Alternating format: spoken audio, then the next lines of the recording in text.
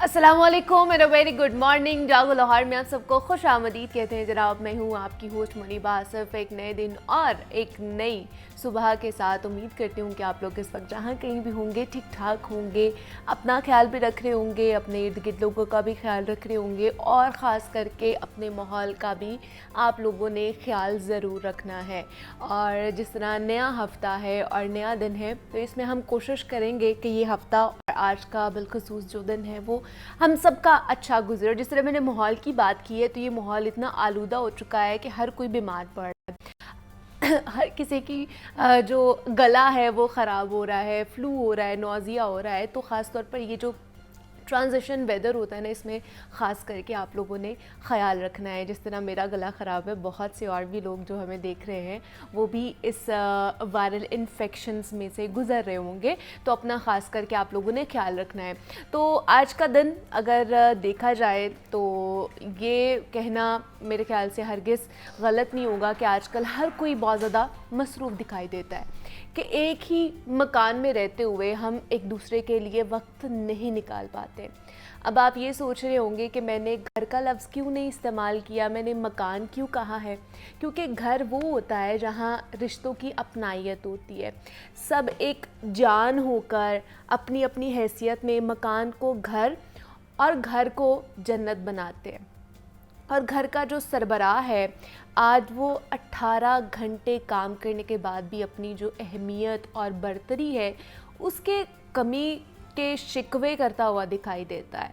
और वो 18 घंटे आप देख लें कि मशीन की तरह काम इसलिए करता है कि जो उसके घर के बाकी फ़र्द हैं वो सुकून से और बेफ़िक्री की अपनी ज़िंदगी गुजार सके। एक अच्छी ज़िंदगी उनको देने के लिए वो 15 से 18 घंटे काम करता है। लेकिन जब वो रिटायरमेंट की उम्र को पहुंचता है ना, तो वो अपनी कम अक्ली का उसको एहसास होने लग जाता है। क्यों?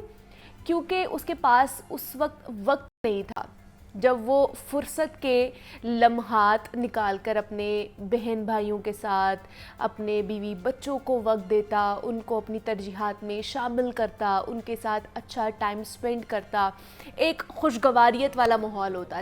और एंड पे क्या होता है, नतीजतन जब उसे अपनों की ज़रूरत पड़ने लगती है ना, तो वो रिश्ते जिनके लिए उसने दिन रात एक किए होते हैं वो उसे वक्त देने से इनकारी हो जाते हैं। इसकी भी एक वजह है। इसकी वजह ये है कि जनाब उसने जिस मॉडल पर अपने बच्चों के लिए वक्त निकाला, अपने काम को अहमियत दी, अब उसके बच्चे भी उसी लाइफस्टाइल को अपना चुके होते हैं कि वो उसके बगैर ही अपने वक्त, अपने एहसासात और अपनी जो एक्टिविटीज़ हैं वो इसके इतने आदी हो चुके होते हैं उस लाइफस्टाइल के कि उन्होंने भी वही रूटीन अपना ली होती है जो कहीं ना कहीं हमारे पेरेंट्स या ख़ास तौर पर जो हमारा सरबराह होता है उसने अपनाई होती है। इसलिए ख़ास करके इस दौर में अपने लिए वक्त निकालें।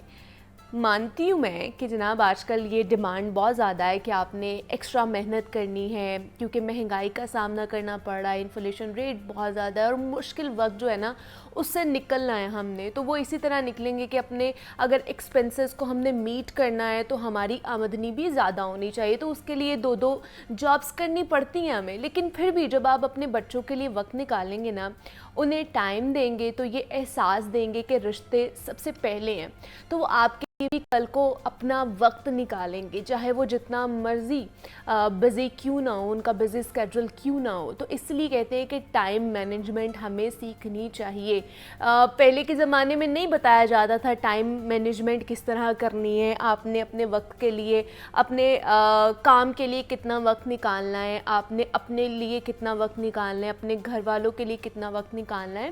पहले इन चीज़ों को इतना इम्पॉर्टेंट नहीं समझा जाता था कि जनाब जो घर का सरबराह है वो इतनी देर काम भी नहीं बाहर करता था, लेकिन अगर वो घर आए हैं, घर आके उन्होंने खाना पीना किया है, थोड़ी देर के लिए बैठे हैं, टीवी देखा और उसके बाद सोने चले गए हैं, दोबारा से अगले दिन वही सारा साइकिल, वही सारा स्केड्यूल शुरू हो जाता है।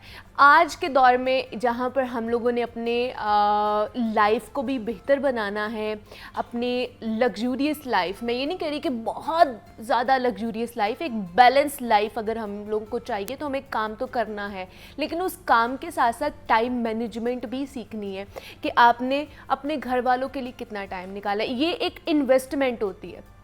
जो आप कर रहे होते हैं। ज़रूरी नहीं है कि आप किसी के ऊपर पैसा लगा रहे हैं या किसी और चीज़ में पैसा लगा रहे हैं तो वही इन्वेस्टमेंट होती है। ये जो आप वक्त निकाल के किसी के साथ वक्त गुजारते हैं ना, ये भी इन्वेस्टमेंट होती है, और ये आपके उस हिस्से में काम आती है कि जब आपको उन लोगों की सबसे ज़्यादा ज़रूरत होती है।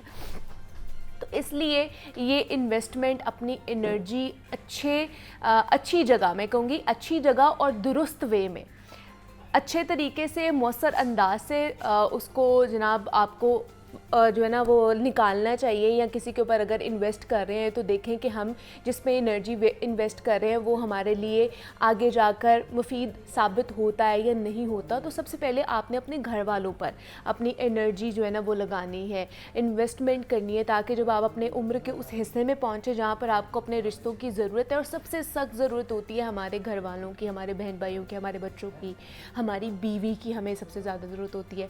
तो उनके ऊपर आप लोगों ने देखना है कि उन्हें हमसे क्या क्या उम्मीदें हैं, क्या क्या वो एक्सपेक्टेशंस हमसे रखते हैं, तो उन चीज़ों को मीट करने की कोशिश करनी चाहिए। तो ये मैंने सोचा कि आज क्यों ना टाइम मैनेजमेंट के हवाले से, और ख़ास तौर पर कि आप लोगों ने किस तरह अपनी चीज़ों को बैलेंस आउट करना है, उस पर बात कर ली जाए।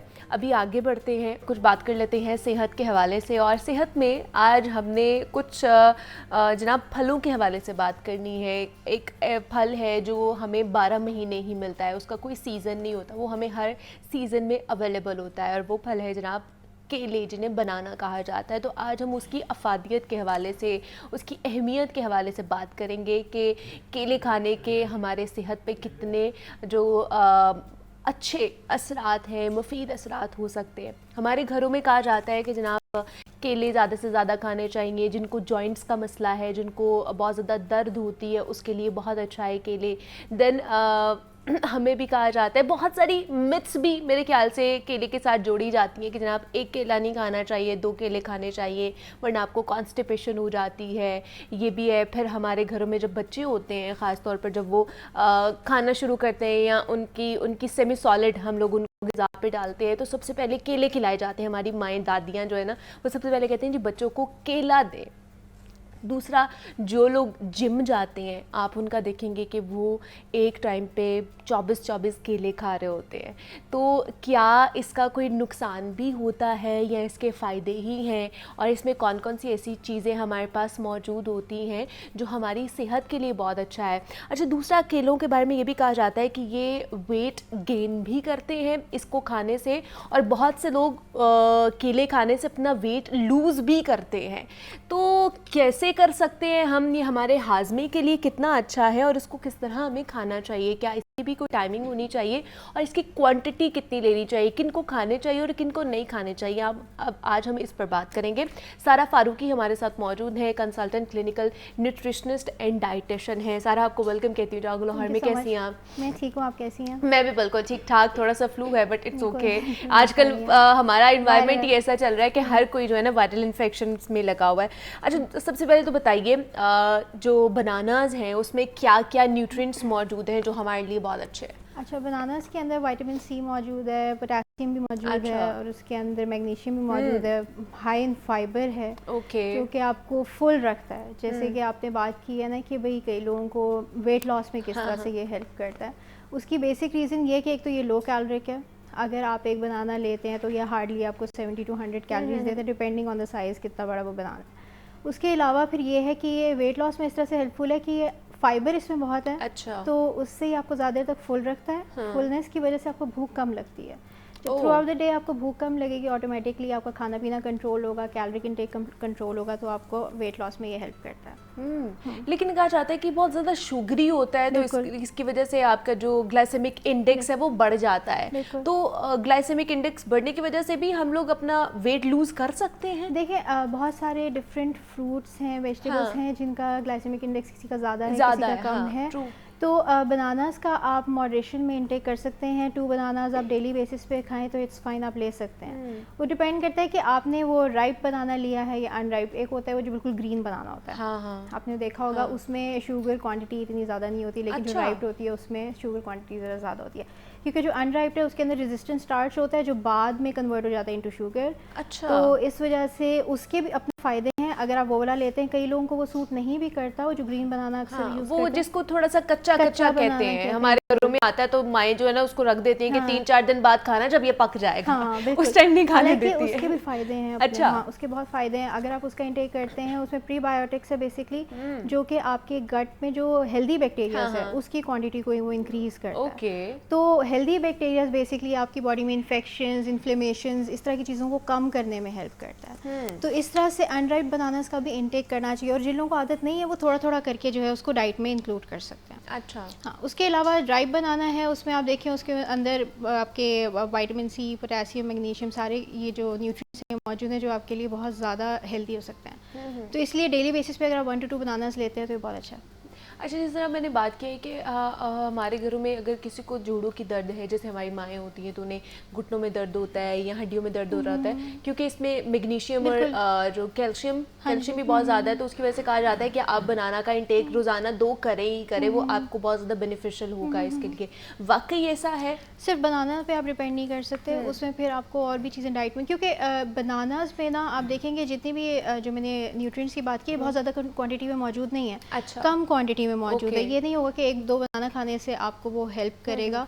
अगर किसी का ऐसा इशू है तो उनको साथ में सप्लीमेंटेशन भी करनी पड़ती है, फिर डाइट में और चीज़ें भी फिर इंक्लूड करनी पड़ती है। जितनी वैरायटी रखेंगे उतना अच्छा है। बनानास के अलावा और भी आपको फ्रूट्स एंड वेजिटेबल्स जो हैं ऐड ऑन करने पड़ेंगे, तब चेक करनी पड़ती हैं। अच्छा, हम लोग जो बच्चों को बचपन से ही खिलाना शुरू कर देते हैं बनाना हमारे घरों में, और वैसे भी इवन दो कि कोई और फल आए ना आए, ये थ्रू आउट द ईयर हमारे घरों में आता ही है, तो हर कोई पसंद भी करता है। तो बच्चों को कितना देना चाहिए और कितना नहीं देना चाहिए, और क्या इतना हाई ग्लाइसेमिक वाला फ्रूट उनको देना चाहिए? देखिए, जो फ्रूट्स में शुगर है ना वो काइंड ऑफ हेल्दी शुगर है इस तरह से, क्योंकि उसमें फाइबर भी मौजूद होता है फ्रूट के अंदर, तो वो इतनी जल्दी आपका शुगर लेवल इंक्रीज़ नहीं करता। ठीक है, उनके लिए है जैसे डायबिटिक्स हैं, वो लोग अगर बहुत ज़्यादा क्वांटिटी में बनानास का इंटेक करेंगे तब शुगर लेवल इंक्रीज़ होगा, अदरवाइज शुगर लेवल जो है वो इतनी जल्दी इंक्रीज़ नहीं होता। 1 to 2 बनाना से इतना इशू नहीं होता। जहाँ तक बच्चों की बात है, बच्चों को 1 बनाना है इज़ फाइन, 1 बनाना वो ले सकते हैं, लेकिन मैं ये नहीं कहूँगी कि जिस बच्चे का वीनिंग स्टार्ट हो रहा है आप स्टार्टिंग में ही उसको बनाना खिलाना शुरू कर दें, क्योंकि बच्चे को फिर मीठे की आदत हो जाती है, फिर वो वेजिटेबल्स की तरफ नहीं आता। हमेशा जो है कोशिश करें कि जैसे दूसरी चीज़ें जैसे वेजिटेबल्स में आप जैसे पोटैटोज़ वगैरह ये चीज़ें खिलाते हैं, उनका पानी उनको थोड़ा थोड़ा करके टेस्ट करवा लिया जाए, जैसे स्टीम करके वेजिटेबल्स का पानी उनको टेस्ट करवा लिया जाए, ताकि उनको उस चीज़ की भी आदत होना शुरू हो जाए। बच्चों का ये मसला होता है, शुरू आप फ्रूट से कराते हैं, बाद में जब आप कभी वेजिटेबल्स ऐड ऑन करने की कोशिश करते हैं तो बच्चा जिद करता है वो नहीं खाता, कि नहीं खाना, क्योंकि वो मिठास उसको वहाँ से नहीं मिल रही होती है। तो इसलिए जो है स्टार्ट में बनाना नहीं खिलाना चाहिए, बाद में आप जो है उसे ऐड ऑन करवा सकते हैं। बाद में उसको ऐड ऑन करा देना। लेकिन उसके अलावा भी है कि इसमें क्योंकि विटामिन सी भी मौजूद है तो एंटीऑक्सीडेंट्स मौजूद हैं, तो एंटीऑक्सीडेंट्स की वजह से इन्फ्लेमेशन नहीं होती बॉडी में, और ये आपके सेल्स को बेसिकली प्रोटेक्ट करता है अगेंस्ट एनी इन्फ्लेमेशन, इन्फेक्शन या इस तरह की चीज़ों से। हाँ जी, बिल्कुल प्रोटेक्शन देता है। लेकिन यहाँ पे हमारे फिर ये क्यों कहा जाता है कि किसी का अगर एक्सीडेंट हुआ है या किसी को टांके लगे, स्टिचेस लगे हैं, तो उसको नहीं खिलाना चाहिए बिकॉज उसकी वजह से रेशा हो जाता है, ये इस तरह का कुछ है? हाँ, क्योंकि उसमें और भी फिर चीज़ें आ जाती है ना, मतलब अगर किसी का इस तरह का इशू है उस सूरत में आप उसको नहीं दे सकते। अच्छा, हाँ, टेम्परेरी तौर पे, लेकिन बाय द टाइम बंदा जो है वो रिकवर कर चुका है उसके बाद फिर आप उसको खिला सकते हैं। अच्छा, जिनको बहुत ज़्यादा गले का प्रॉब्लम होता है उनको भी कहते हैं कि नहीं देना चाहिए, ये उसकी वजह से भी उनको जो है इन्फेक्शन हो सकता है। वो बेसिकली गले की ही वजह से वो कहा जा रहा होता है, क्योंकि देखिए बहुत सारी ऐसी डिजीज़ हैं जिन पे आपको टेम्परेरी तौर पे वो चीज़ मना करी जाएगी, इसका मतलब ये नहीं कि वो अनहेल्दी है, लेकिन बाद में आप जो है उसका इंटेक कर सकते हैं, बाद में उसका इंटेक कर सकते हैं। अच्छा, बच्चों को हम दही में भी बनाना डाल के देते हैं। और देखा जाए मैं आपको एक और चीज़ में इसमें एक और चीज़ ऐड ऑन करना चाहूँगी, खासतौर पे जैसे सेब है या केला है या इस तरह के फ्रूट्स हैं, क्योंकि कहा जाता है इनमें मिठास है, जिस तरह से हमने बात की है शुगरी कंटेंट है, तो आप इसको किसी चीज़ के साथ मिक्स कर सकते हैं। अच्छा, आप योगर्ट में ऐड कर लें, योगर्ट में प्रोटीन है, ठीक है, तो उससे ये होता है कि उसकी एब्जॉर्प्शन एक तो डिले हो जाती है बॉडी के अंदर, तो ब्लड स्ट्रीम में शुगर लेवल जल्दी इंक्रीज़ नहीं होता। उसी तरह से है केले के साथ भी, जैसे पीनट बटर भी ऐड किया जा सकता है, आप पीनट बटर के साथ भी उसको मतलब लगा के उसको थोड़ा सा दे सकते हैं, जैसे एप्पल के साथ भी इस तरह से आप कर सकते हैं, तो उससे बहुत ज़्यादा फ़ायदा होता है, क्योंकि उसमें वो हेल्दी फैट्स हैं, वो भी एब्जॉर्प्शन को जो है ज़रा डिले कर देते हैं, तो ब्लड शुगर लेवल आपका जल्दी जो है इंक्रीज़ नहीं होता। तो ज़्यादा प्रेफरेबल क्या है, दही में डाल के दें या हम लोग जैसे मिल्क शेक्स भी बना के बच्चों को देते हैं वो भी दे सकते हैं? बिल्कुल दे सकते हैं, मिल्क शेक्स ज़रूर दें, लेकिन उसमें प्लीज़ शुगर ऐड ना करें, शुगर एक्स्ट्रा शुगर जो है ऐड ना करें, कि फ्रूट और पहले से ही आपका जो है वो स्वीट होता है, तो उसमें अलग से शुगर ऐड करने की ज़रूरत नहीं है।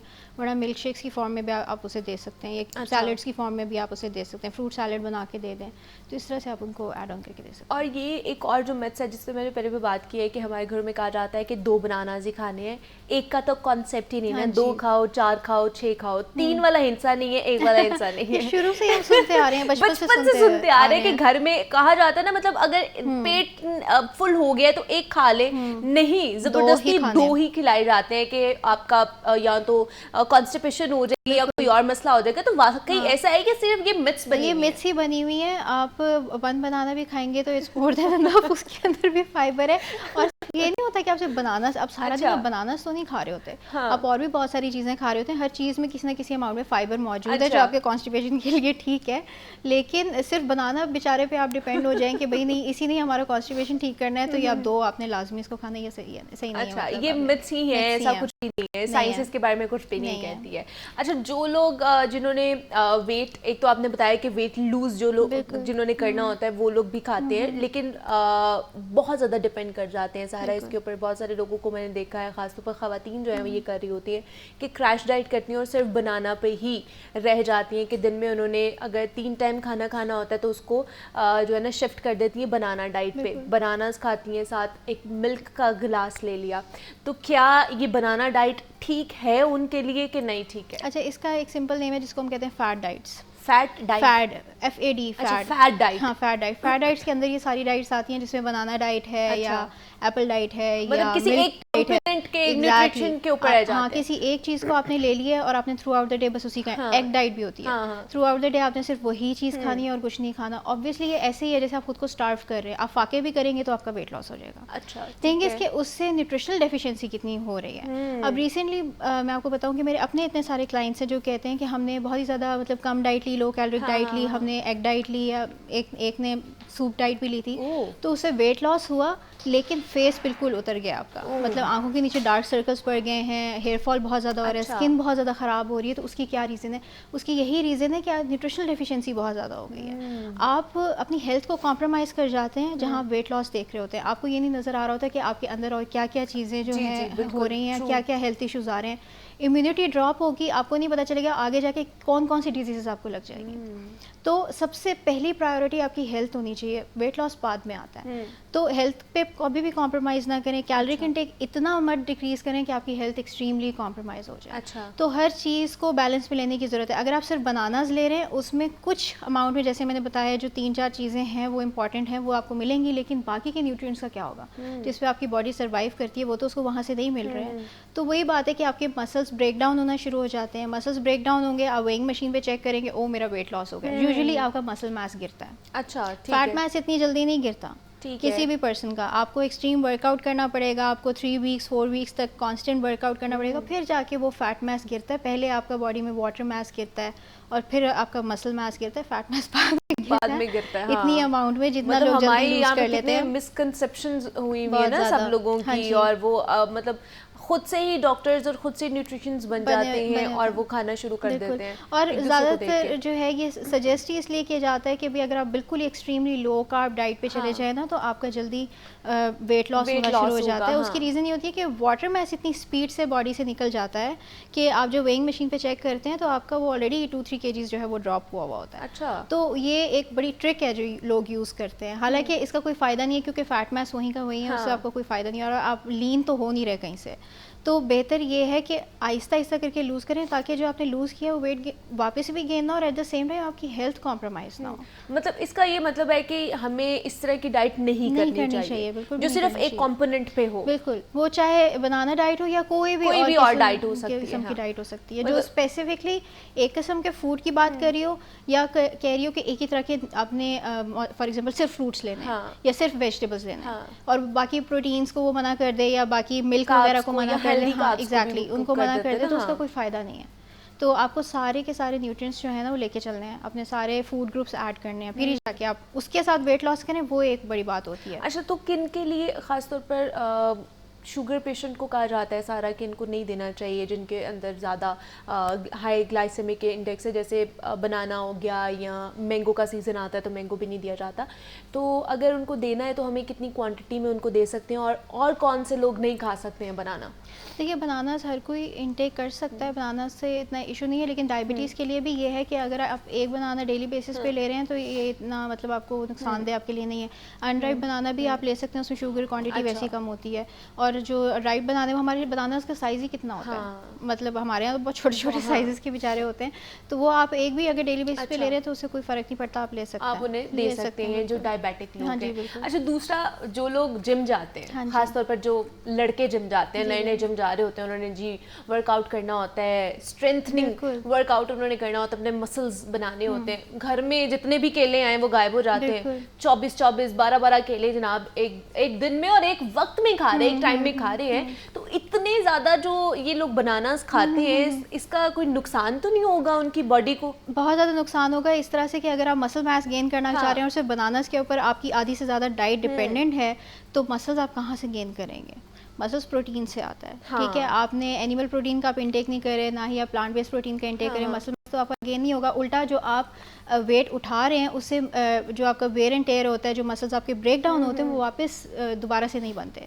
तो उस तरह से आप मसल मास लूज कर रहे हैं। आप इतनी ज़्यादा क्वांटिटी में बनानास का इंटेक नहीं कर सकते, करें ज़रूर, लेकिन प्री वर्कआउट पोस्ट वर्कआउट आप ले सकते हैं। वो भी इसलिए ताकि आपकी बॉडी में, क्योंकि हम लोग वर्कआउट करते हैं तो आपका जिसे कहते हैं कि बहुत ज़्यादा बॉडी से ग्लाइकोजन जो है आपका डिप्लीट हो जाता है, तो उसको रिप्लेनिश करने के लिए आप कार्ब्स का इंटेक करें, वो आप बनानास की फॉर्म में कर सकते हैं। प्री वर्कआउट इसलिए लेते हैं ताकि आप ज़्यादा बेहतर तरीके से वर्कआउट कर सकें। अच्छा, तो उस तरह से आप इसको ले सकते हैं। 2 बनानास पहले ले लें या 2 बनानास आप बाद में ले लें, उसमें कोई इशू नहीं है। उनका तो 2 बनाना वाला सारा कोई कॉन्सेप्ट ही नहीं होता। वो कहते हैं जी यहाँ तो 12 चाहिए हमें, यहाँ तो 24 के 24 जो है ना हमें एट अ टाइम खाएंगे। हाँ, उस पर डिपेंडेंट नहीं होना चाहिए, वरना आपका मसल मास लाजमी ड्रॉप हो जाएगा।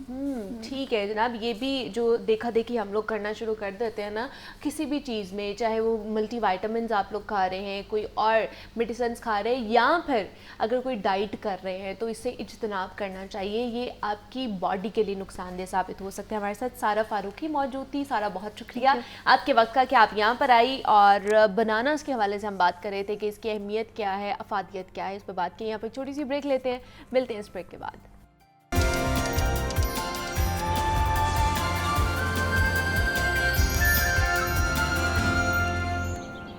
वेलकम बैक टू जागो लाहौर। जनाब अब कुछ बात कर लेते हैं हमारी जनाब स्किन इश्यूज़ के हवाले से। तो आज हमने बात करनी है सोराइसिस के हवाले से, यहाँ पर जिसे आम अल्फाज में चंबल कहा जाता है, और ये एक स्किन डिज़ीज़ है, स्किन इन्फेक्शन इसे कहा जा सकता है, जिसमें आपकी जो मुदाफ़ाती निज़ाम है वो ख़राब होने की वजह से ये इन्फेक्शन आपको होता है। और इस इन्फेक्शन में आपकी स्किन पर बड़े छोटे से या बड़े बड़े से सुर्खी माइल और सफ़ेद रंग के छल्ले पड़ना शुरू हो जाते हैं, या जिन्हें धब्बे कहा जाता है, वो भी आपको दिखाई देना शुरू हो जाते हैं। और ज़्यादातर इन धब्बों की जो ऊपरी सतह होती है वो बड़ी ही, आप समझ लें कि बहुत खुरदरी सी होती है, और जैसे छिलके नहीं होते उस तरह की होती है, और उससे ढकी भी होती है, और वो बहुत ज़्यादा आपको उसके ऊपर ख़ारिश होती है, और वो पेनफुल भी होती है बहुत ज़्यादा। और बहुत से लोगों को ये जिस्म के किसी भी हिस्से में हो सकती है, और ख़ास तौर पर सर में भी हो सकती है, और लड़कों को ख़ास तौर पर सर में हो जाती है, और वो इस चीज़ की शिकायत भी करते हैं। तो उन्हें नहीं पता होता कि ये है क्या और इससे किस तरह बचा जा सकता है, ये इन्फेक्शन होता क्यों है, इसका इलाज किस तरह मुमकिन है। तो आज हमने इस पर बात करनी है कि जनाब सोराइसिस या चंबल है क्या, इसकी वजूहात क्या हैं। हमारे साथ डॉक्टर कंवल जावाद मौजूद हैं, जो कि कंसल्टेंट डर्माटोलॉजिस्ट हैं। डॉक्टर कंवल, आपको वेलकम कहती हूँ जागो लाहौर में। कैसी हैं आप? सो मच, मैं ठीक हूँ, आप ठीक हैं? मैं भी बिल्कुल ठीक ठाक। डॉक्टर कंवल, ये सोराइसिस या जिसे हम लोग लफ्ज़ों में चंबल कहा जाता है, ये किस वजह से होती है, क्या वजूहात है इसकी? मुनीबा, सोराइसिस जो है वो एक स्किन डिजीज़ है। अच्छा। स्किन की बीमारी है, जल्द की बीमारी है। ये एक ऑटो इम्यून डिसऑर्डर है, यानी कि जो हमारी बॉडी का मुदाफ़ती सिस्टम होता है, जो डिफेंस सिस्टम होता है बॉडी का, वो अपने ही नॉर्मल सेल्स को किल करना शुरू कर देता है। अच्छा।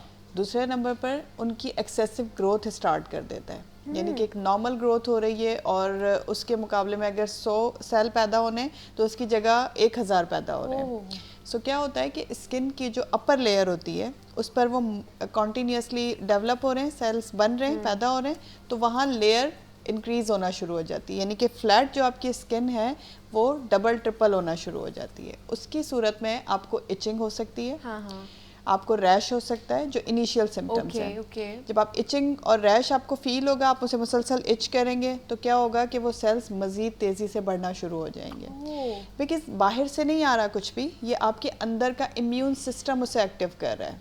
तो जो इचिंग है, खारिश है, वो उसे मज़ीद एग्रावेट कर दी है। जब वो रैश बनता है और सेल्स ज़्यादा से ज़्यादा बनना शुरू हो जाते हैं तो फिर वो जो रैश होता है, वो जो निशान होता है, वो मज़ीद ग्रो करके छिलके की सूरत इख्तियार कर लेता है। और वो छिलका जो है पहले वो इनिशियली पिंक कलर का होता है, ठीक है, फिर रेडिश होना शुरू हो जाता है।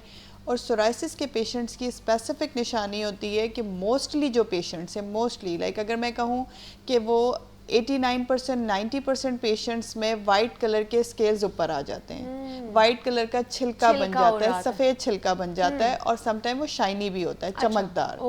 सो सोराइसिस एक ऐसी बीमारी है जो कि ऑटो इम्यून है, जेनेटिक्स भी इसका कॉज हो सकती है, आपकी जीन्स में अगर चले आ रहा है, फैमिली में किसी को है कॉन्टीन्यूसली, तो किसी जनरेशन टू जनरेशन वो शिफ्ट भी हो सकता है। क्या किसी एक से दूसरे को लग सकता है? बिल्कुल नहीं लग सकता, नहीं लग सकती। सोराइसिस कंटेजियस नहीं है, सोराइसिस लगने वाली बीमारी नहीं है, किसी एक बंदे से दूसरे बंदे को ट्रांसफर नहीं होती, लेकिन जीन से ट्रांसफर होती है। ठीक है, मतलब जेनेटिकल जो है ना, इसमें फैक्टर्स ज्यादा इन्वॉल्व है, ना कि एनवायरमेंटल भी फैक्टर्स होते हैं, बट फिजिकली किसी के साथ कांटेक्ट में आपको सोराइसिस ट्रांसफर नहीं हो सकता, क्योंकि ये वायरल नहीं है, कंटेजियस नहीं है, राइट। सो एनवायरमेंटल फैक्टर्स भी शामिल हैं और जेनेटिक्स भी हैं। जेनेटिक्स मैंने जीन्स बता दिया। एनवायरमेंटल कौन से फैक्टर्स हो सकते हैं मुनीबा? एनवायरमेंटल फैक्टर्स में स्ट्रेस बहुत काउंट करता है सोराइसिस के पेशेंट में। सम टाइम स्ट्रेस की वजह से सोराइसिस एग्रावेट होती है, बढ़ती है, और सम टाइम सोराइसिस की वजह से स्ट्रेस एग्रावेट हो जाता है।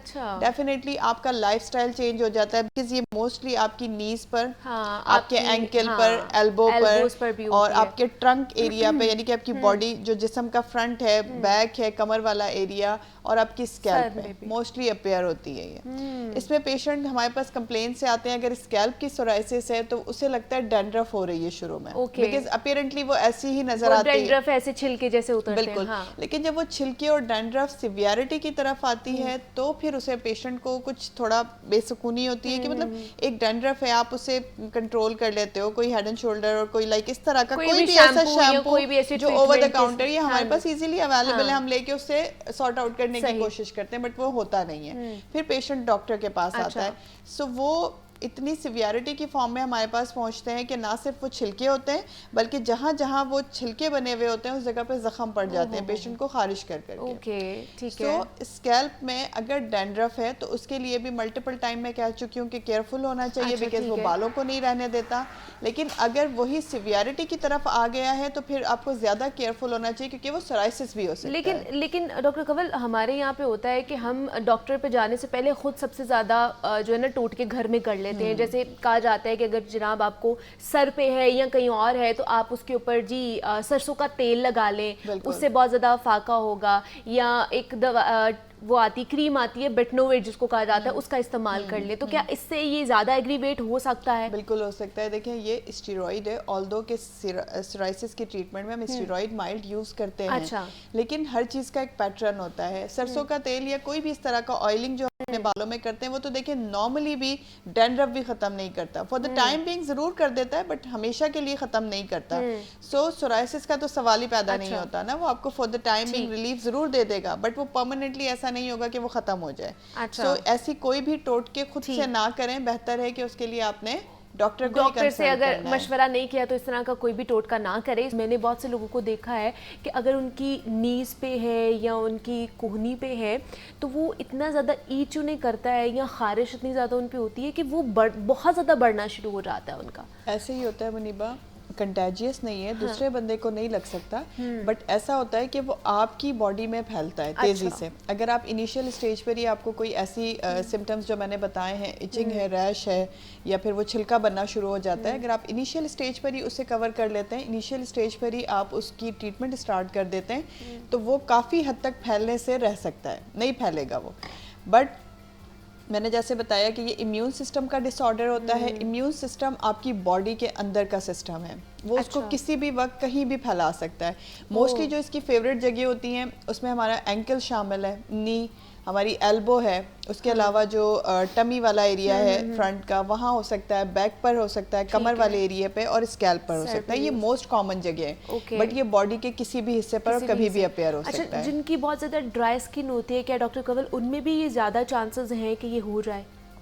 बेसिकली ये ड्राई स्किन की वजह से भी एग्रावेट होता है। अच्छा, ठीक है। ड्राई स्किन इसे करवा नहीं सकती, ड्राई स्किन कॉज नहीं होती, बट एग्रावेटिंग फैक्टर्स में शामिल है, यानी कि इसको बढ़ाने में अपना कैरेक्टर अदा करती है।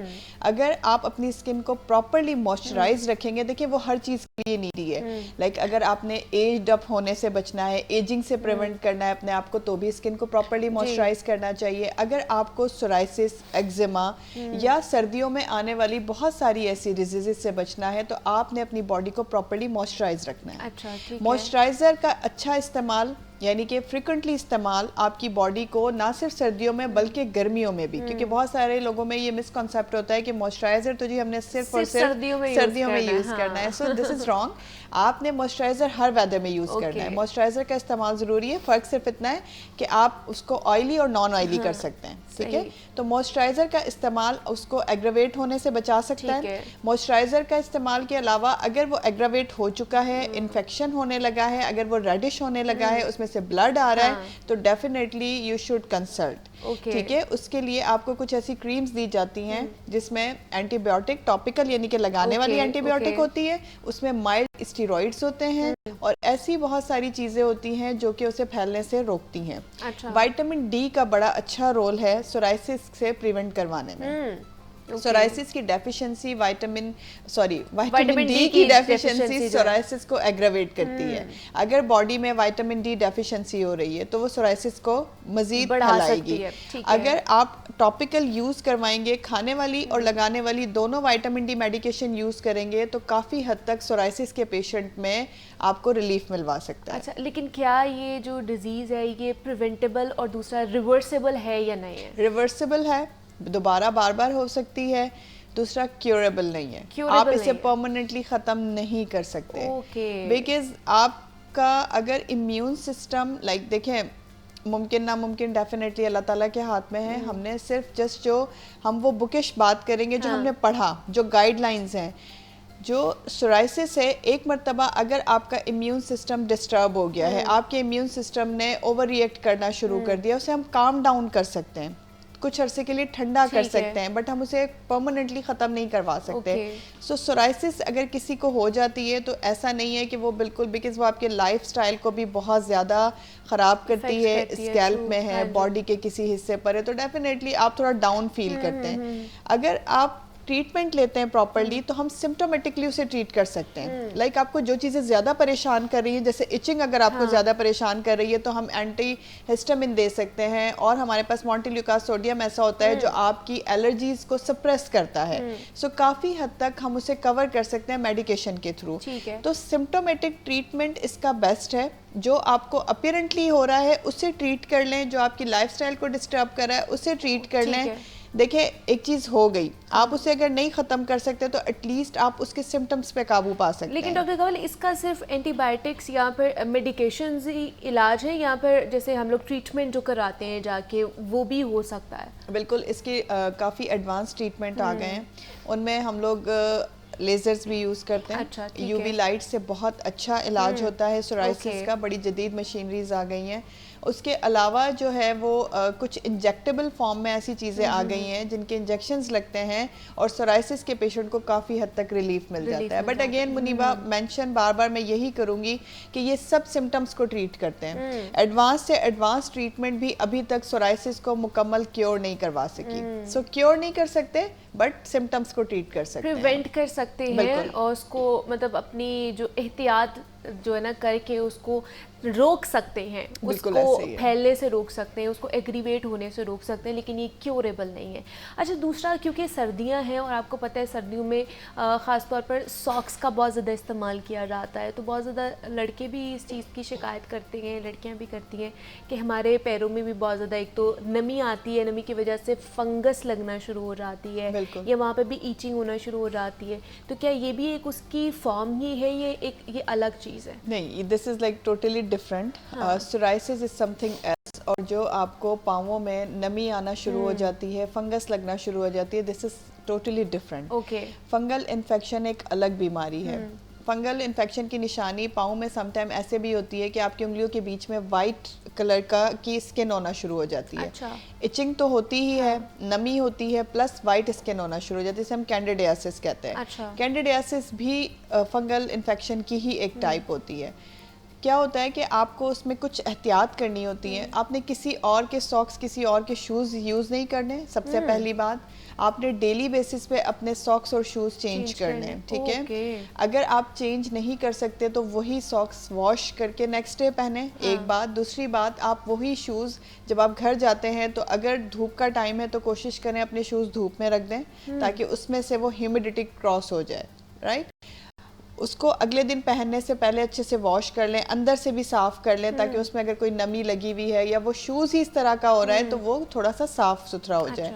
जितना ज़्यादा मुमकिन हो सके, अगर आप अपने वर्क प्लेस पर खुली चप्पल पहन सकते हैं या खुले शूज़ पहन सकते हैं, लाइक जिस तरह सॉफ्टी होती हैं और दूसरी होती है, वो यूज़ कर सकते हैं तो कर लें। लेकिन अगर आप ऐसा नहीं कर सकते और आपको ये कॉन्टीन्यूसली प्रॉब्लम हो रहा है, तो जो मैंने आपको दूसरी चीज़ें बताई हैं, लाइक डेली बेसिस पे सॉक्स चेंज करना, प्रॉपरली अपने पाँवों को शूज़ पहनने से पहले भी वॉश करना और मॉइस्चराइज करना, और जब आप सॉक्स और शूज़ उतार रहे हैं रात में, तब भी आपने प्रॉपरली अपने पाँवों को धोना भी है और फिर मॉइस्चराइज भी करना है। ये काम आपने ज़रूर करना है। अगर आपको वो फिर भी फैल रहा है तो फिर आपको फंगल इन्फेक्शन का ट्रीटमेंट लेना पड़ेगा डेफिनेटली। अच्छा। हाँ, बिकॉज फंगल इन्फेक्शन को अगर वो एक दफ़ा स्टार्ट हो जाता है तो फिर वो बगैर ट्रीटमेंट के नहीं जाता और वो फैलता ही रहता है, और वो भी आपकी पूरी बॉडी को जो है बिल्कुल इन्वॉल्व कर सकता है, डिफरेंट तरीके से इन्वॉल्व कर सकता है, सर से लेके और आपके पाँव के नाखून तक, हर बॉडी का हर हिस्सा आपका फंगल इन्फेक्शन का शिकार हो सकता है। ठीक है, हम लोग जनाब साइरोसिस के हवाले से बात करते हैं और थोड़ी सी मैंने फंगल इन्फेक्शन के हवाले से भी बात की है। नेक्स्ट टाइम इस पर डिटेल में हम गुफ्तगू करेंगे कि इसकी क्या वजह होती है। दूसरा ये कि अगर पूरी बॉडी में हो जाता है तो क्या साइंस एंड सिम्टम्स हो सकते हैं और इसका इलाज क्या हो सकता है। तो आज के लिए डॉक्टर कंवल, आपका बहुत शुक्रिया कि आप यहाँ पर आई। Thank you so much for giving us your time. और साइरोसिस के हवाले से, जिसे चंबल कहा जाता है आम अल्फाज में, उस पर हमने बात की है। यहाँ पर एक छोटी सी ब्रेक लेते हैं, मिलते हैं इस ब्रेक के बाद।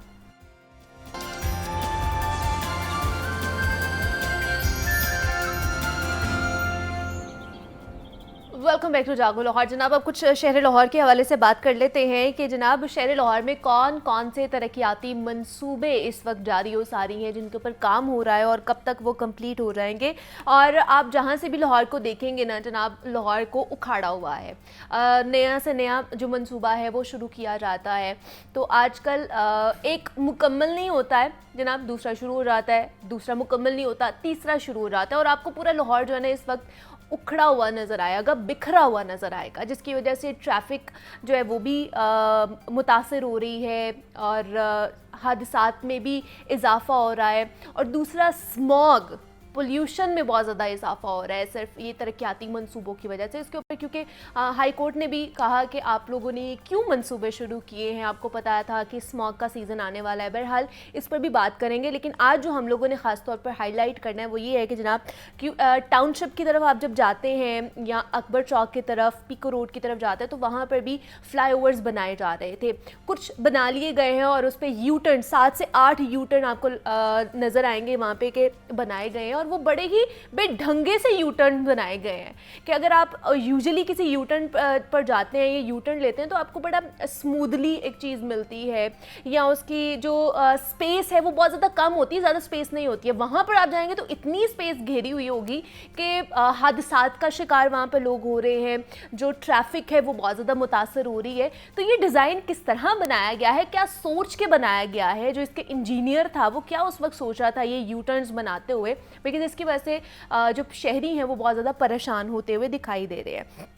तो इस पर आज हमने बात करनी है ख़ास तौर पर कि जनाब क्या इस वक्त पूरे लाहौर शहर में कौन कौन से मंसूबे चल रहे हैं। ज़ैनुल आबिदीन हमारे साथ मौजूद हैं, नुमाइंदा लाहौर न्यूज़ है, तो इस पर बात करेंगे। जैन आपको वेलकम कहती हूँ जागो लाहौर में, कैसे हैं आप? अच्छा हूँ मैं, आप बताएं। मैं भी बिल्कुल ठीक ठाक।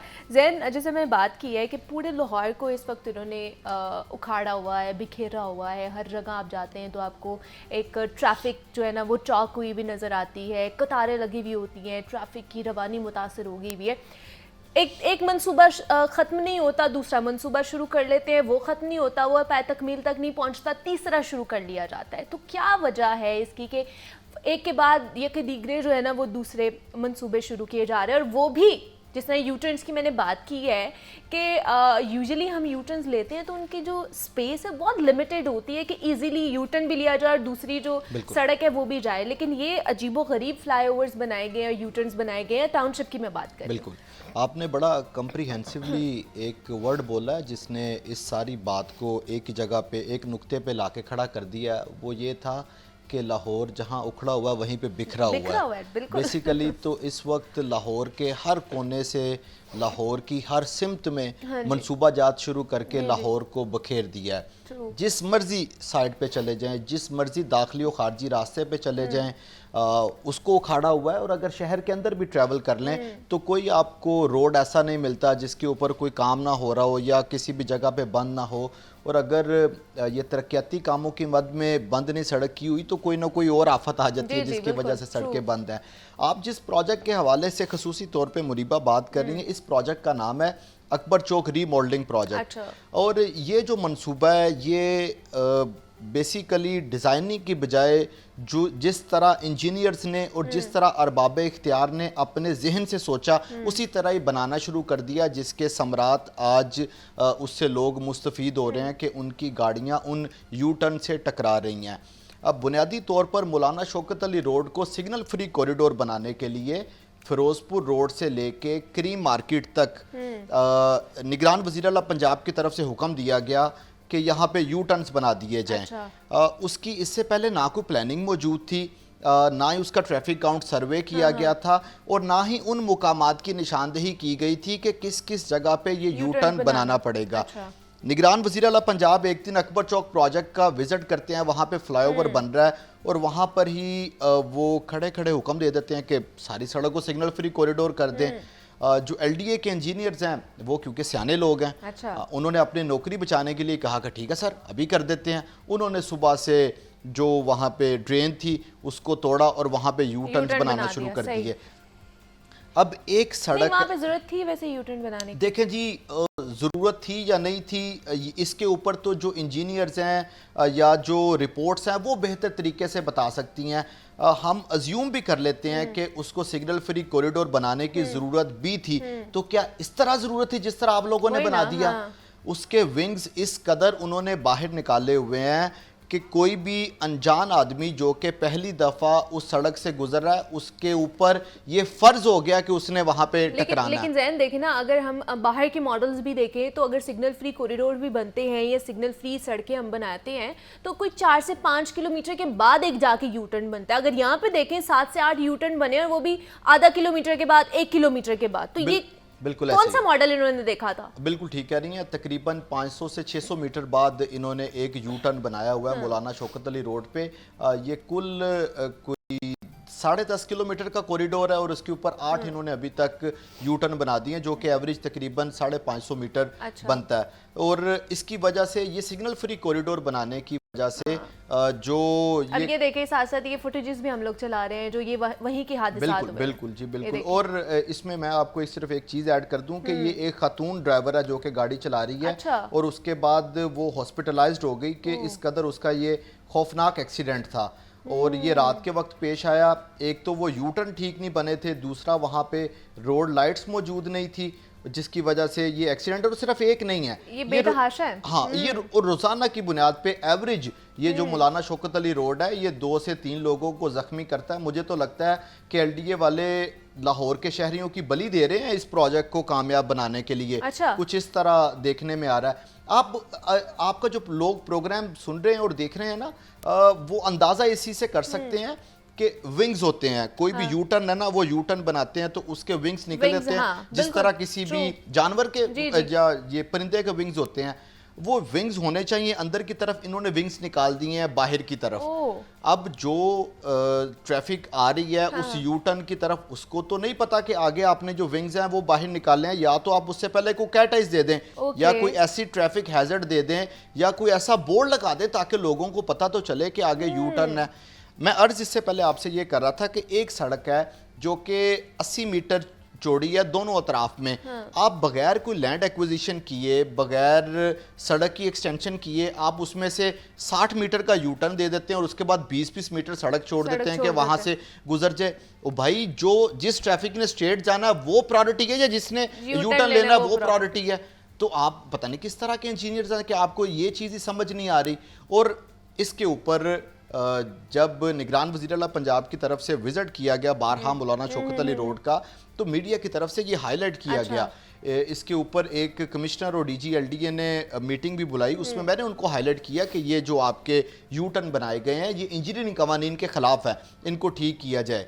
निगरान वज़ीर आला भी कमिट कर रहे हैं, कमिश्नर भी इस चीज़ को कमिट कर रहे हैं और कन्फेस कर रहे हैं कि हाँ जी हमसे ये गलती हुई है, हम इसका सर्वे करवा रहे हैं, लेकिन वो जूं के तू है। नहीं, लेकिन ये बाद में फिर गलती एक्सेप्ट करने का क्या फायदा होता है? जब आपने एक चीज बना दी है, उसके ऊपर हमारे फंड्स भी लग गए हैं, पैसा लग गया है, हादसात बहुत ज्यादा हो रहे हैं। मतलब मुझे यूँ लगता है जब भी हम ज़ैन इसके ऊपर बात करते हैं, खासतौर पर लाहौर के तरक्याती मंसूबों के ऊपर, कि कोई भी होमवर्क नहीं किया जाता, कोई भी प्रोजेक्ट शुरू किया जाता है, कोई पेपर वर्क नहीं किया जाता, सिर्फ शुरू कर दिया जाता है और बाद में देखा जाता है कि अब इसका क्या होने वाला है, इसका फायदा होने वाला है या नुकसान होने वाला है। आपके कमेंट में कोई दो राय नहीं है, मोस्टली प्रोजेक्ट्स इसी तरह ही शुरू किए जाते हैं जो कि तख्ती लगाने के लिए कि हम तख्ती लगा दें कि हमने ना ये प्रोजेक्ट शुरू किया। अच्छा, मैं समझता हूँ कि जिस बंदे की जिस तरफ रिहाइश का या कोई कारोबार या उसका कोई वहाँ पे स्टेक होता है, वहाँ पे प्रोजेक्ट शुरू करवा दिया जाता है, मास्टर प्लान को पसे पुश्त डाल दिया जाता है। आपके प्रोग्राम में मैं बारहा इस चीज़ को पॉइंट आउट कर चुका हूँ कि एक जो लाहौर का मास्टर प्लान वज़ा कर दिया गया कि लाहौर में 2050 तक या 2030 तक इतनी आबादी होगी, हमें उतनी आबादी के मुताबिक उतने प्रोजेक्ट्स को शुरू करना है, उनको क्यों ख़त्म कर दिया जाता है? क्या मास्टर प्लान ज़्यादा इंपॉर्टेंट है या आपकी सोच ज़्यादा इंपॉर्टेंट है? क्या इस शहर की बेढंगी जो ग्रोथ है वो ज़्यादा इंपॉर्टेंट है, उसको रोकना, या आपकी सोच ज़्यादा इंपॉर्टेंट है?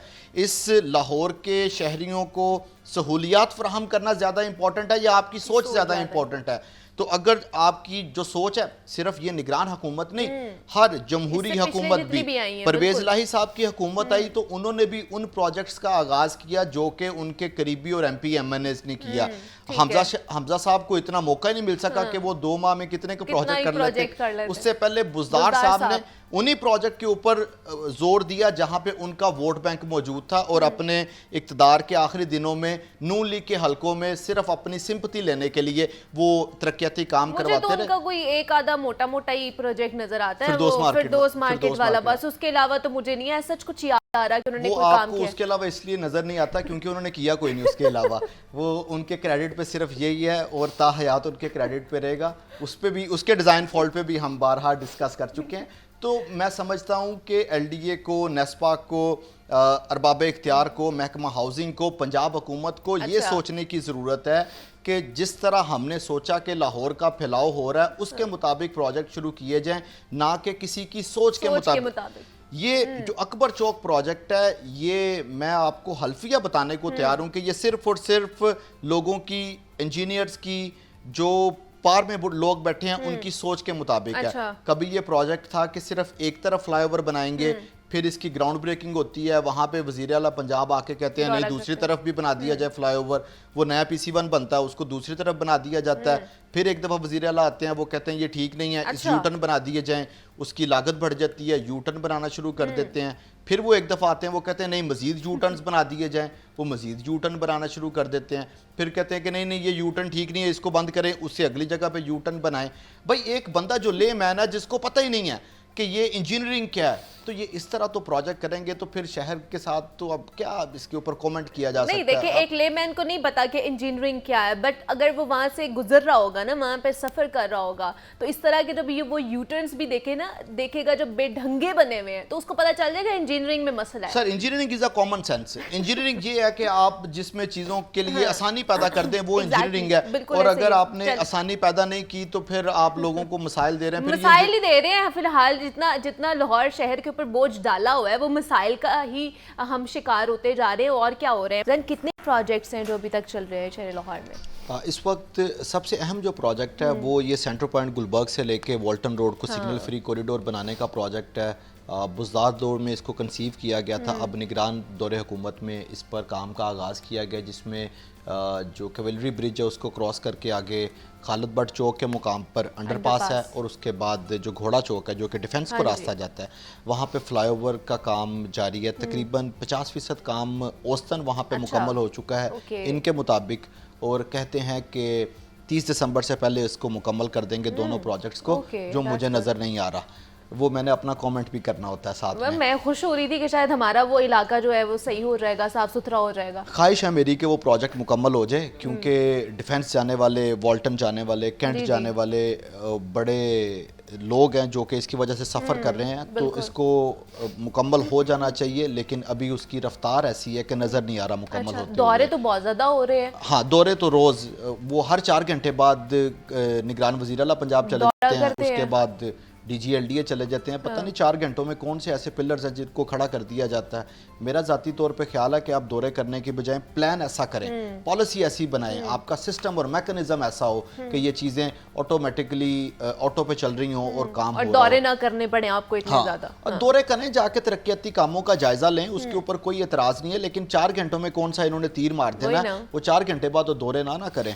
ये एक छोटी सी चीज़ समझनी चाहिए। इसी तरह नवाज शरीफ इंटरचेंज बेदियाँ पे एक अंडरपास की तमीर का काम जारी है, वो बड़ा तेज़ी से प्रोजेक्ट हो रहा है। अभी तक उसका 80% काम मुकम्मल हो चुका है, और ये प्रोजेक्ट मुझे लगता है कि 30 दिसंबर से पहले मुकम्मल हो जाएगा। इससे भी ट्रैफिक रवानी बेहतर होगी। इसके अलावा इस वक्त बाबू साबू पे एक्सेस कंट्रोल कॉरिडोर प्रोजेक्ट का आगाज़ हो गया। ये अपनी नोयत का मुनफरिद प्रोजेक्ट है। अल्लाह करे कि बर वक्त ये बन जाए, तो जो गुजरने वाले हैं और जो वहाँ के रहने वाले हैं वो सुख का सांस लेंगे, क्योंकि बंद रोड की हालत बहुत ख़राब है। और ये प्रोजेक्ट पे काम जारी है। शादरा प्रोजेक्ट है, इल्तवा का शिकार है मुसलसल। अभी उसकी भी कोशिश कर रहे हैं कि नवंबर में उसको मुकम्मल कर दिया जाए। वो भी अभी तक मुझे मुश्किल नज़र आ रहा है। मुझे ये नज़र आ रहा है कि फ्लाईओवर के जो एलिवेटेड ट्रैक है उसको खोल दिया जाएगा कि ट्रैफिक गुजरना शुरू हो जाए। नीचे जो सड़कें हैं उनकी वही हालत रहेगी जिस तरह फिरदौस मार्केट अंडरपास की थी। तो ये इस वक्त प्रोजेक्ट चल रहे हैं। अच्छा, बहुत से ज़ेन प्रोजेक्ट्स हैं जिनके ऊपर हम लोग बात करते आए हैं, जो इल्तिवा का शिकार होते ही आए हैं, जो उनसे भी गवर्नमेंट आई है उन्होंने उसके ऊपर नज़रसानी नहीं की है। जैसे स्पोर्ट्स कॉम्प्लेक्सेस हो गए, मॉल बनना था, अरीना शॉपिंग मॉल बनना था, इनके ऊपर कोई पेशरफ नहीं हो पाई है। देखें जी, जिसका अभी जिक्र कर रहे थे ना हम दौरों का, तो दौरे तो बड़े हो रहे हैं। अच्छा। ये स्पोर्ट्स कॉम्प्लेक्सेस के ऊपर जिस तरफ भी कोई भी ब्यूरोक्रेट जाता है वो कहता है चलो मैं स्पोर्ट्स कॉम्प्लेक्स का एक चक्कर लगा लूँ, और प्रेस रिलीज जारी कर देते हैं कि हम इसको जल्द मुकम्मल करके आवाम के लिए खोल देंगे। लेकिन अमली तौर पर अभी तक कुछ नज़र नहीं आ रहा। वैसे LDA का इरादा है कि इसी दिसंबर से पहले एक गुलबर्ग का जो स्पोर्ट्स कॉम्प्लेक्स है उसको मुकम्मल करके खोल दिया जाए। इसी तरह इस्लामिया पार्क संत नगर का स्पोर्ट्स कॉम्प्लेक्स है उसको भी मुकम्मल कर दें। लेकिन ये सारे मुकम्मल करने के बाद भी जो बाकी रह जाने वाले हैं उनकी तादाद 8 होगी कि 8 अभी भी ज़ेरे तमीर हैं। और ये बात आपके नाजरीन को बताना बड़ी ज़रूरी है कि ये 2017 से इन पे काम चल रहा है। अब 2023 आ गया, 6 साल हो गए। शहबाज दौरे इक़्तिदार के ये प्रोजेक्ट हैं। 50 करोड़ रुपए का एक स्पोर्ट्स कॉम्प्लेक्स बनना था, आज 2.5 अरब रुपए का बन रहा है। ये 6 साल इसको डिले करने की वजह से, ये हमारी जेबों से जाने वाला है जनाब। बिल्कुल जी। अब ये इनको टैक्स देना पड़ेगा। ये टैक्स और अगर ये अभी भी इल्तिवा का शिकार होते रहे तो ये 1.5 अरब से भी ज्यादा हो सकता है। बिल्कुल जी, 2.5 अरब उसका वो एक प्रोजेक्ट का हो गया, 2.5 अरब हो गया, 3 अरब तक पहुंच ही जाएगा मुझे लगता है क्लोजिंग करते करते। अच्छा। तो ये जो लाहौर के 9 स्पोर्ट्स कॉम्प्लेक्सेस हैं ये तकरीबन 27 अरब रुपए के पड़ेंगे। तो प्रायोरिटीज थी ना, बस जो प्रायोरिटी थी तो उस हिसाब से लेकर चल पड़े। इसी तरह वो अरीना सेंटर है, अरीना सेंटर CBD के साथ मामला चल रहे हैं, बंद पड़ा है, पता नहीं कब वो आबाद होगा। अभी तो वहाँ कब हम वहाँ पर शॉपिंग करने जाएंगे, कब हम वहाँ पे वॉक करेंगे, मतलब ये बनाया जाता था वॉक एंड शॉप सेंटर था, पूरा मॉल बनाया जाना था वहाँ पर, जिस तरह बाकी मॉल्स हमें नजर आते हैं। तो जनाब जब बनेगा तब जाएंगे वहाँ पे, हम शॉपिंग करने, देखेंगे कि वहाँ पे क्या बेनिफिट्स हमें मिलते हैं। लेकिन आज हमने पूरे लाहौर शहर को कैटर करने की कोशिश की है कि कौन कौन से तरक्याती मंसूबे चल रहे हैं, उनमें अल्तवा का शिकार क्यों है, और ख़ासतौर पर जो अकबर चौक फ्लाईओवर बन रहा है उसमें यू टर्न्स की बात की है। ज़ैनुल आबिदीन हमारे साथ मौजूद थे। ज़ैन, आपका बेहद शुक्रिया कि आप यहाँ पर आए, और यहाँ पे एक छोटी सी ब्रेक लेते हैं, मिलते हैं इस ब्रेक के बाद।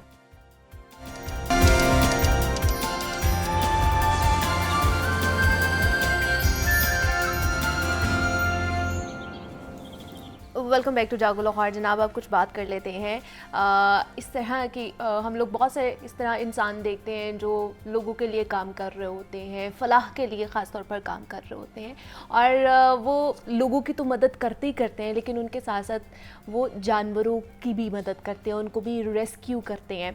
तो आप ऐसे बहुत से लोगों को, चंद लोगों को देखते हैं कि वो एक तो अपनी साथ साथ ड्यूटी निभा रहे होते हैं, लेकिन ड्यूटी के साथ साथ फलाह के काम भी करते हैं। तो एक ऐसी ही पर्सनालिटी से, एक ऐसी ही शख्सियत से आज हमने आपको मिलवाना है, जिनको आपने मुख्तलिफ प्लेटफॉर्म्स पे तो देखा है गुफ्तगू करते हुए कि वो किस तरह एनिमल एक्टिविस्ट बनी हैं, एनिमल रेस्क्यूअर बनी हैं, साथ ही साथ वो पुलिस में अपनी मुलाजमत भी कर रही हैं, अपनी सर्विसेज भी दे रही है, लेकिन साथ साथ जितने भी एनिमल्स होते हैं, ख़ासतौर पर स्ट्रीट एनिमल्स जिन्हें धुतकारा जाता है, जिन्हें लोग बहुत ज़्यादा मारते हैं, ज़ख्मी कर देते हैं, तो उन्हें रेस्क्यू करती हैं, उन्हें वहाँ पर लेकर जाती हैं, उनकी देखभाल की जाती है। तो आज ये पूरा किस तरह उन्हें ये आइडिया आया कि मैं एक एनिमल रेस्क्यूअर बन सकती हूँ अपनी ड्यूटी के साथ साथ, और कितने एनिमल्स इस वक्त उनके पास मौजूद हैं, और वो मज़ीद इसमें क्या इनिशिएटिव्स लेकर आना चाह रही हैं, इस पर बात करेंगे। हमारे साथ आज ASP शहरबानो नकवी हमारे साथ मौजूद हैं, उन्होंने हमें ज्वाइन किया है।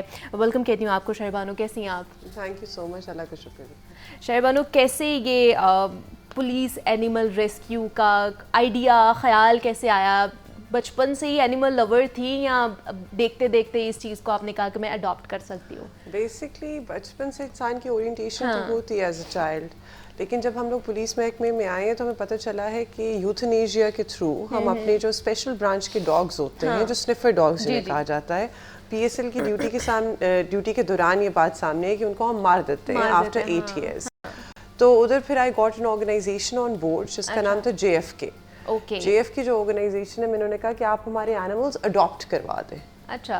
तो पहले हमने यूथनेशिया की जो पॉलिसी है उसको बैन करवाया, उसके बाद अडॉप्शन की तरफ आए। उधर बैठे हुए जब हमारी पहली मीटिंग थी तो अनुषा ने बात की कि ये तो सब कुछ आप कर रही हैं अपनों के लिए ना, आपके महकमे के जो है, तो ये जो बाकी आपके डोमेस्टिक अब्यूज का शिकार होते हैं एनिमल्स, वाइल्ड एनिमल्स रखे हुए लोगों ने घरों में, उनका क्या करेंगे? मार्केट से आपकी जो बहुत ही बुरी हालत है। तो मैंने कहा अगर आप ये हो जाए ना काम इंशाल्लाह, तो with the passage of time हम पुलिस एनिमल रेस्क्यू सेंटर बनाएंगे। तो that was a promise that we made with her 5 months back. अच्छा, ठीक और है। 2 महीने पहले गालिबन जो है वो हम लोगों ने PARC की इनॉग्रेशन की। उसके अंदर हमारा एजेंडा, जिस तरह आप बता चुकी हैं, बहुत अच्छी आपने एक्सप्लेनेशन दी कि हम लोग वाइल्ड एनिमल्स, डोमेस्टिक और स्ट्रेज, जो तीनों हैं उनको केटर करते हैं। हमारी हेल्पलाइन मौजूद है, हमने जियो टैग कर लिए सारे वेट्स जो लाहौर के अंदर हैं। तो अगर कोई हमारी हेल्पलाइन पे कॉल करता है कि इस तरह हिट एंड रन का केस हो गया है, तो गाड़ी भी है हमारे पास, हम जाके उन्हें पहले बता देते हैं कि यहाँ वेट मौजूद है, अगर आप ले जा सकते हैं तो उसे ट्रांसपोर्ट कर दें, नहीं तो फिर हम ले जाएंगे। तो वो फिर इस तरह की फैसिलिटेशन हो जाती है। लेकिन मुझे ये बताइए कि जैसे हमने सुना था कि पॉलिसी थी जितने भी जो रिटायर्ड डॉग्स हो जाते हैं उन्हें मार दिया जाता है 8 years के बाद। तो जब वो अपनी सर्विसेज दे चुके होते हैं, मुकम्मल कर लेते हैं, तो कैसे कन्विंस कितना करना मुश्किल था या आसान था आपके लिए जब आपने अपने डिपार्टमेंट को कन्विंस किया या उस पॉलिसी के ऊपर पाबंदी लगवाई कि इन्हें मारना नहीं, इनको रेस्क्यू करके हम लोग एक जो है ना रेस्क्यू जो हाउस है उसमें रख सकते हैं? It wasn't that difficult given the current leadership. वो बहुत रिसेप्टिव है towards soft measures when it comes to making change. तो when you have a top leadership या फिर people in command जो कि ऐसी चीज़ों को एक तो entertain भी करें, दूसरा initiate भी करें, तीसरा completely उसकी ownership भी लें, तो things become a lot easier. और I still remember telling sir कि सर हमने कर गए ना, तो it's going to be something out of the ordinary because this has never happened in Pakistan before. तो कहते हैं चलो if you believe in this so much तो let's do this, reverse the policy. मतलब ये हिस्ट्री में फर्स्ट टाइम हो रही है जी। और उसके बाद जब हमने PARC बनाया तो उसके अंदर कहते हैं कि आप फिर क्रिमिनल एक्शन भी लेंगे, तो हमने कहा ज़रूर, हम ज़रूर लेंगे। तो so far we have registered 3 FIRs against people who have indulged in animal abuse. मतलब जानवर any sort of animal abuse, any sort of animal abuse। मतलब कुछ ऐसी जगह थी, एक जगह हम लोगों ने जब रेड किया तो हमें पता चला है कि छत के ऊपर उसने जानवर रखे हुए, उन्हें खाने को कुछ नहीं दे रहा, तो जानवरों ने एक दूसरे को खाना शुरू कर दिया। तो उधर से भी हमने रेस्क्यू किया एनिमल्स, उसको फिर हमें भी उसके ऊपर हम लोगों ने क्रिमिनल एक्शन लिया। तो ऐसे मेजर्स ज़रूरी हैं। ठीक है जी। तो कितने इस वक्त उस एनिमल रेस्क्यू सेंटर में कितने एनिमल्स मौजूद हैं? अच्छा, अब जब हम PARC की बात करते हैं, for anybody who is interested, ये है रेस्क्यू 1122 के ना ऑफिस के बिल्कुल सामने, FC कॉलेज के बिल्कुल सामने। उधर हम लोगों ने अपना हॉस्पिटल भी बनाया हुआ जो इनिशियल फर्स्ट एड प्रोवाइड करता है एनिमल्स को, कोई भी आके अगर दे जाए। लोग हमारे पास आ रहे हैं अपने एनिमल्स को न्यूटर करवाने के लिए, रेबीज की वैक्सीन लगवाने के लिए, तो we facilitate them as well. इधर हम लोगों ने ये डिसाइड किया था कि हम लोगों ने एनिमल्स को जब आए तो उनको फर्स्ट एड इधर प्रोवाइड करनी है। अगर बहुत बुरी हालत में, जिस तरह हमारे पास पिछले दिनों एक गधा आया, उसकी टांग कटी हुई थी, पाँव उसका सारा निकला हुआ था, टांग कटी हुई थी, ब्लीडिंग, और जो बंदा था वो उसको फिर भी चला रहा था। तो हम लोगों ने उसे सड़क पे रुकवाया, ट्रैफिक वालों ने रोका, उन्होंने इमीडिएटली उसे PARC शिफ्ट किया। तो ऐसे केसेस को फिर हम लोग शेल्टर पे ले जाते हैं। ठीक है। यहाँ फर्स्ट एड प्रोवाइड करके फिर हम लोग शेल्टर पे एनिमल्स को शिफ्ट कर देते हैं। शेल्टर के ऊपर एनिमल्स की कैपेसिटी 1000 प्लस है। We can facilitate 1000 plus animals over there. अच्छा, दूसरा ये जैसे टिलिंगटन मार्केट है, इस तरह के और भी एनिमल जो मार्केट्स हैं, वहाँ पे भी बड़ी बुरी हालत में एनिमल्स पड़े हुए होते हैं, बिल्लियाँ होती हैं, कैट्स होती हैं, परिंदे भी इवन तो होते हैं। वहाँ पर भी क्या आप लोगों ने विजिट किया, वहाँ पर देखा है कि वहाँ पर किस तरह उन्हें फैसिलिटेट किया जा रहा है? अच्छा, जब हम लोग पुलिस की बात करते हैं, considering it has a plethora of issues to deal with, तो जब ये मैं बनाने लगी थी तो हमें भी ये कहा था कि किस तरह ख्याल रखोगी इसका। तो अब उसे एक मकसद ये है कि पुलिस की अम्ब्रेला के अंदर ये इंस्टीट्यूशन बन जाए, इसकी जो ऑपरेशंस हैं वो हम लोग आगे हैंड ओवर करें। तो JFK got on board with us, उन्होंने वॉलंटियर्स को लाना स्टार्ट किया। Right now we have 40 volunteers. ये लोग ग्रुप्स की फॉर्म के अंदर जाते हैं, मार्केट्स विजिट करते हैं। उन्हें अब हमने इतना कह दिया कि अगर आपके पास एक जानवर है जो बीमार हो गया, आप उसका ख्याल नहीं रख सकते। टिलिंगटन मार्केट वाले पहले पीछे उनके गंदा नाला है, उसके अंदर फेंक देते थे जानवर को। तो वी हैव टोल्ड देम कि आप जानवर फेंके ना। आपका जानवर नहीं बिक रहा है, उसे कोई मसला हो गया, कोई स्किन डिजीज हो गई है, आप हमें कॉल करें, हम आके आपसे जानवर ले जाएंगे। तो this is what they have started doing. Instead of abusing the animals, they have started handing over the animals and we have started taking care of the animals. मतलब एक पॉजिटिव जो है फीडबैक आ रहा है इसका। एग्जैक्टली। तो पंजाब हुकूमत और बिलखसूस जो IG साहब हैं, उनका कितना इनपुट है इसके अंदर, उनका क्या फीडबैक आया, और दूसरा क्या फंड्स भी दिए जा रहे हैं या नहीं? अच्छा, जब हम लोग इनिशिएटिव्स की बात करते हैं, anything which is going to survive is going to be something which is sustainable. जब सस्टेनेबिलिटी की बात आती है तो फाइनेंशियल फैक्टर जो है वो सबसे बड़ा होता है। ट्रू।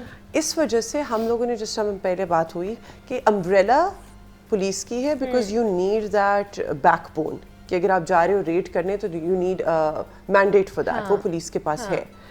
जो ऑपरेशंस है वो we are doing carrying that those forward through volunteer basis. लोग हमें डोनेशंस दे रहे हैं। हम लोग की इंस्टा के ऊपर जो प्रेजेंस है उसकी बेसिस के ऊपर वी आर गेटिंग फंड्स। पिछले दिनों यहाँ पोलो इवेंट हुआ था रेस कोर्स में, उधर भी हमारा PARC का JFK के साथ एक स्टॉल लगा हुआ था। People donated a lot of money, तो उनकी बेसिस के ऊपर we are getting medicine, we are taking care of our petrol and everything. बाकी जहाँ तक ह्यूमन रिसोर्स का ताल्लुक है उधर बैठे हुए, तो वो हमारे पुलिस ऑफिसर्स PARC के अंदर मौजूद हैं। अच्छा, तो क्या लोग वहाँ पे सिर्फ अपने जो एनिमल्स हैं उन्हें रेस्क्यू करवाने आते हैं या उन्हें अडॉप्ट करने भी आ जाते हैं? हम लोगों ने यहाँ शेल्टर के अंदर अडॉप्शन फैसिलिटी मौजूद है। इधर भी थॉट कि जहाँ हमारा फेस है, ऑफिस है, उसके पीछे फिर हॉस्पिटल है। जो बीच में जगह है उसके अंदर हम लोग स्टॉल मतलब बना दें जहाँ हमारे कैट्स को रख सकें। If somebody wants to readily adopt तो वहाँ से भी अडॉप्ट कर ले। ज़्यादातर जो अभी प्राइमरीली अडॉप्शन हो रही है वो शेल्टर पे हो रही है। जी ठीक है। तो कैसे, मतलब ऑफिशियल आप ड्यूटी भी कर रही होती हैं शहरबानो, तो किस तरह मैनेज करती हैं ड्यूटी के साथ साथ? वहाँ पर जाती हैं डेली बेसिस पर, जाके देखती हैं, चेक करती हैं? अभी भी हमारे 150 प्लस जो वॉलंटियर्स हैं, पहले वो हमारा खिदमत मरकज़ विजिट कर रहे हैं, फ्रेंड्स ऑफ पुलिस का जो इनिशिएटिव हमने स्टार्ट किया जो लिबर्टी में है। जी, उसके बाद फिर वो लोग हमारा PARC विजिट करने आ रहे हैं। अच्छा, आपने IG साहब से रिलेटेड क्वेश्चन पूछा था कि how fourth coming is he. तो जब बात हो रही थी तो आई वाज लाइक सर इसको थोड़ा सा डाइवर्स ना कर लें, we do not have a pet park in Pakistan, we don't have a pet park. आप अपने एनिमल्स को ओपनली पब्लिक में कहीं नहीं लेकर जा सकते, इवन दो कि जो नॉर्मल पार्क्स हैं जिसमें हम लोग जाते हैं उसमें भी नहीं लेकर जा सकते। एग्जैक्टली, तो वी डिसाइडेड कि ये जो सारा एरिया है, पहले it used to be a hot spot for drug addicts. अगर मतलब people who know Lahore would know that for the last 2 or 3 decades this has been a hot spot for addicts. तो we first removed those, established PARC, और अब हम लोगों ने plan बनाया, इंशाल्लाह इस हफ्ते से स्टार्ट हो जाएगा कि हम इस एरिया को, बेल्ट को एक पेट पार्क के अंदर कन्वर्ट कर दें कि people can bring their pets here and they can enjoy. क्या बात है, मतलब ये इनिशिएटिव्स, ये नया प्रोजेक्ट है जो इसके अंदर इनिशिएट किया जा रहा है, दैट्स गुड। अच्छा, तो क्या मतलब मैं ये जानना चाह रही हूँ, बिकॉज हम एक शुरू करते हैं, इनिशिएटिव लेते हैं, वो जब तक वो बंदा यहाँ पे रहता है उसके ऊपर बड़ा अच्छे तरीके से काम चल रहा होता है, सारी फैसिलिटेशन भी दी जा रही होती है, लेकिन जैसे ही खुदा ना खास्ता उसको चेंज कर दिया जाता है या उसका तबादला हो जाता है, कहीं और किसी जगह चला जाता है, तो वो प्रोजेक्ट वहीं का वहीं रह जाता है, उसको कोई देखने वाला नहीं होता, संभालने वाला नहीं होता, बिकॉज वो उसका पेट प्रोजेक्ट नहीं होता ना, दैट्स वाई। तो क्या अगर आपने ये अश्योर किया है कि अगर आपको कहीं और जाना पड़ता है तो आपके बाद भी ये इसी तरह चलता रहे? अच्छा, ये ना ओनरशिप का जो इशू है ना, इट्स प्रेवलेंट एवरीवेयर। तो when we were establishing this ना, हम लोगों ने इस चीज़ की कॉग्निजेंस रखी। इस वजह से हम लोगों ने इसकी डिपेंडेंस नहीं रखी पुलिस डिपार्टमेंट के ऊपर। अच्छा, 2 तरीकों से। सबसे पहले ये कि इसके ऊपर फाइनेंशियल डिपेंडेंस है ही नहीं, it is not costing the police department anything, it's running on its own. Second चीज़ आ जाती है कि जो हम लोगों ने लोग रखे हैं इसके अंदर, जहाँ तक पुलिस का ताल्लुक है, तो वो there from the traffic area, traffic personnel हम लोगों ने उधर बैठाए हैं, बिकॉज ज़्यादातर एनिमल्स का इंटरेक्शन होता ही ट्रैफिक वालों से है। तो वो भी हम लोगों ने सिर्फ 2 बिठाए हैं इन 1 शिफ्ट, 24/7 ही खुला होता है, 2 ट्रैफिक पर्सनल उधर मौजूद होते हैं। तो पुलिस डिपार्टमेंट के ऊपर इसकी जो स्ट्रेस आ रही है when it comes to financial, तो वो 0 है। ठीक है। When it comes to human resource, वो सिर्फ 2 constables हैं बस, that's it. ओके। तो इस वजह से it's going to sustain itself इंशाल्लाह। और जाते जाते क्या शहरबानो जो देखने वाले हैं, खासतौर पर लाहौरी हैं, जो पेट लवर्स हैं, उन्हें क्या आप मैसेज देना चाहेंगे? मैसेज सिर्फ यही है कि आप, इंसानों का तो हम सारे ख्याल रखते हैं, रखना भी चाहिए, और ज़्यादातर इस बात को मजाक में उड़ा दिया जाता है कि जिस मुल्क के अंदर इंसानों को हुकूक ना मिलें, उस मुल्क के अंदर जानवरों को हुकूक देने की क्या ज़रूरत है। एक बहुत बड़ा क्रिटिसिज्म होता है जो बहुत अनफॉर्चुनेट है, ये क्रिटिसिज्म बनता नहीं है। तो काइंडली जो बेजुबान है उनका ख्याल रखें, अगर किसी को तकलीफ में देखें तो आपका दीन भी आपको यही कहता है कि उसको फैसिलिटेट करें, बस यही मैसेज है। बेशक ऐसे ही है। शहरबानो, बहुत शुक्रिया आपका कि आपने टाइम निकाला हमारे लिए और आप यहाँ पर आए। शहरबानो नकवी ASP हमारे साथ मौजूद थी, और ख़ासतौर पर पंजाब पुलिस को सराहना चाहेंगे कि इतना अच्छा इनिशिएटिव लिया है। एक सॉफ्ट इमेज हम लोगों ने आपको दिखाया है पंजाब पुलिस का कि वो इस तरह के अच्छे इनिशिएटिव्स भी ले रहे हैं, और हमारा दीन भी, जिसने शहरबानो ने भी हमारे साथ शेयर किया, कि हमारा दीन भी कहता है कि बेजुबानों के भी हुकूक हैं, उनके भी जनाब हकूक आपने सलब नहीं करने हैं। जैसे इंसानों का ख्याल रखते हैं, इसी तरह आपने इन जानवरों का भी ख्याल रखना है। तो इसी नोट पे मुझे इजाज़त दीजिए, अपना बहुत सारा ख्याल रखिएगा। अल्लाह हाफ़िज़।